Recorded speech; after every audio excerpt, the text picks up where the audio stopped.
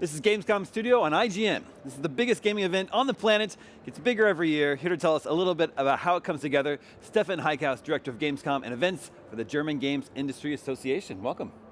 Thank you, Dan. So congrats, another big, successful Gamescom. I've been coming to the show for a long time. We don't have anything on this scope and size back in the US where I'm from. What's your sort of take on what's new with Gamescom? What's sort of like your take on how it's been evolving over the years? I know in 2019 there were 373,000 people here. Yeah, so Gamescom exists now since 17 years. We are in our 17th years, and it's only Saturday morning, so still 2 days to go. And there will be a couple of 10,000 fans which are just waiting to come inside. And yes, it's Gamescom is not about big movements. It's about looking at trends and turning them into immersive, great experiences for consumers. And therefore, Gamescom changed over the course of the 1.5 decades. Corona was a hard hit, but Corona helped us to understand that the key to success for such events like Gamescom lays in the combination of digital and physical experiences. I mean, there was a time around Corona where people thought that everything goes digital. You don't need anything else than digital. Also, big companies thought that the time for physical events is gone.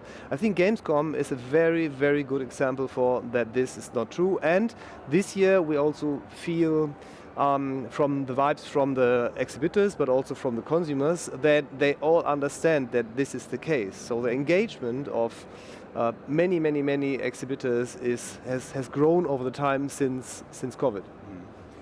What are some of, you mentioned following industry trends, what are some of the biggest trends that you're looking at today? So last year we stepped on the trends with cards and boards, and we added artist area, because this is also something which is tiny if you compare the artist area with halls like we are sitting in, Hall 7, with these big publishers and big companies and big booths. But there are more of this kind. So for example, anime and manga is one of these trends that we already see since a couple of years, and we are monitoring these trends very closely. But it needs more than just being a trend that we include it into our program. It also has to fit into the overall experience, because we already have anime and manga, to stick with this example, on the fair, but it's not. On the event, but it's not that it has its own area or something like that. To get an own area, you need more of it. Then we need also an idea how to set this into practice, and how can we be leading in an area. Yesterday, here at Gamescom Studio and IGN, we presented the Gamescom Awards, the big award show. And each year you give out a Heart of Gaming Award, which isn't necessarily a game. It could be recognizing a person or a concept or an idea, something important. And this year you gave it to Artist Alley. Artist Alley, which is a very cool space in another part of the convention. So why was that important to you to recognize the Artist Alley this year? You're right. Heart of Gaming, we always look at something where either the community is very engaged, or be it social engagement, or be it it could also be a game which touches a specific trend which is important. This year, Artist Alley, it was a hard fight in the jury to find out which they would choose. At the end, it was Artist Alley.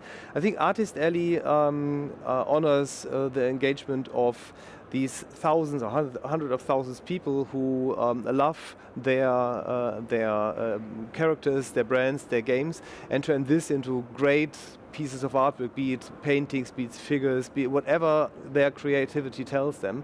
And I think this is more for those who are behind it, the artists themselves.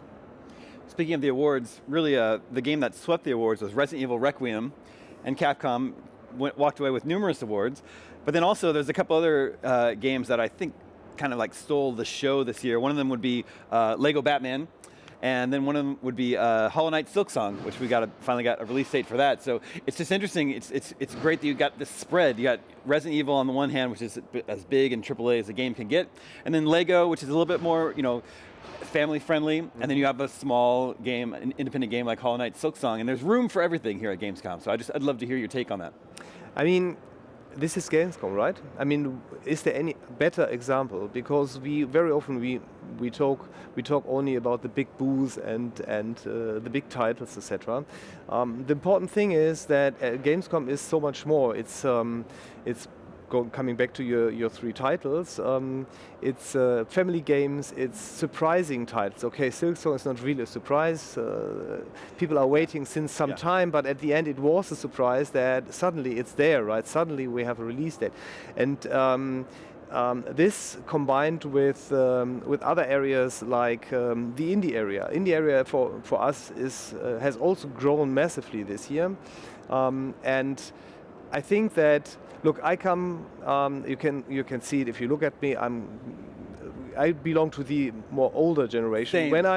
Same. So when I started playing, it was all about the first console, or it was about the first computer. And look at how diversive the gaming landscape has become. And yesterday I was in the indie area and was completely overwhelmed with these hundreds of games. And I mean. This all stands for the spirit of Gamescom, that everyone finds something. So I can only suggest everyone who is coming to Gamescom have a plan. So think about what you want to do, because once you are here, you are completely overwhelmed, and then you perhaps miss a great game or a great situation. So coming out of this Gamescom, after seeing all these games, what are you excited to play in the future? Me personal?